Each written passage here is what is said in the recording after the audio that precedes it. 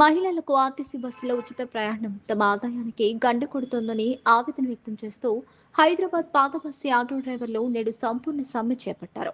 ఉచిత బస్సు ప్రయాణం వల్ల నష్టపోతున్న తమను ప్రభుత్వం ఆదుకోవాలి.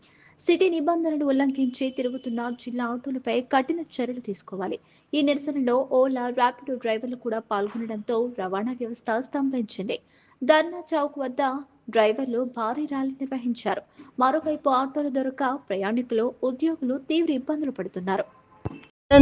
మేము సిటీ బండి తీసుకుంటాం కానీ ఈ ఓలా ఊబర్ ఇచ్చే రేట్ ప్రకారం మాకు పడతలేదు. మాకు మినిమం ఇంతకుముందు గవర్నమెంట్ ఎంత వైఎస్ఆర్ ఉన్నప్పుడు 11 రూపాయలు గవర్నమెంట్ అప్పుడు మీటర్ ఇచ్చింది.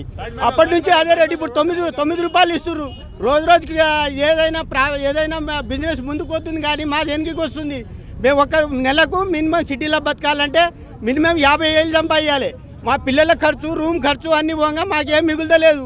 మేము అందుకని డిస్ట్రిక్ట్ బండి మెయింటెనెన్స్ అయితే లేదు. డిస్ట్రిక్ట్ బండి తీసుకోవాలంటే 5 లక్షలు ఉంది. మేము 2 లక్షలు తెచ్చి అప్పు తెచ్చి 2 లక్షలు కట్టాలి.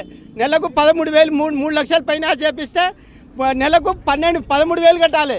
13,000 తీయాలా, మా ఖర్చులు తీయాలా. ఈ ఓలా ఊబర్ వాళ్ళు మినిమం మెసేజ్ ఏమని పెడుతున్నారు, నెలకు ఆటో 60,000 సంపాదిస్తుంటారు.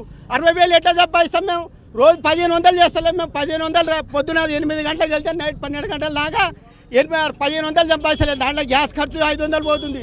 మా బండి మెయింటెనెన్స్ ఏంది, మా ఖర్చు ఏంది, మాకు అదంతా ఆలోచన ఉండదా? ప్రతి దానికి అన్నింటికి పెంచుతున్నారు. మా దానికి ఏం పెంచుతారు? మేము కష్టం చేస్తలేము. మాకు కూడా ఫ్యామిలీ ఉన్నారు. ఛానళ్ళు అడ్డవాళ్ళుగా దాబ్న ఉండి కూడా పోలీసు వాళ్ళు ఛానల్ కొడుతున్నారు. ఏమైనా ఆపితే కూడా ఛానల్ కొడుతున్నారు.